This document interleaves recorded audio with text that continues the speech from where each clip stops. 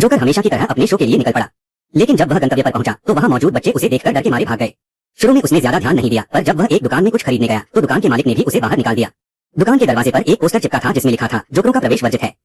वह हैरान और उदास होकर घर लौट आया और सोचने लगा कि आखिर यह सब क्यों हो रहा है।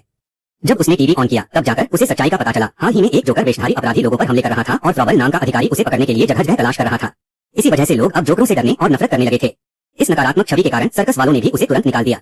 उसने बहुत विनती की पर किसी ने उसकी नहीं सुनी और वह अपनी नौकरी खो बैठा। जब वह निराश होकर सड़क पर भटक रहा था तभी एक दिन अचानक उसके सामने असली अपराधी एक खतरनाक जोकर चाकू लेकर प्रकट हुआ और उसके पास से गुजर गया।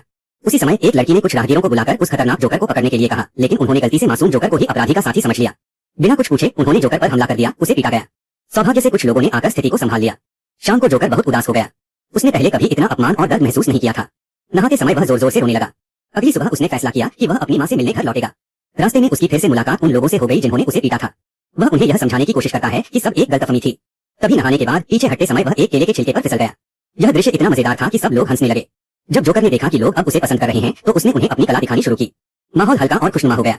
लेकिन तभी अचानक वही खतरनाक जोकर फिर से आ गया। उसने भीड़ के नेता को चाकू मार दिया और वहां से भाग गया। अब सिर्फ मासूम जोकर ही वहां रह गया था। तभी फ्रॉबल वहां पहुंच गया और मासूम जोकर को ही अपराधी समझकर पकड़ लिया और जबरदस्ती ले गया।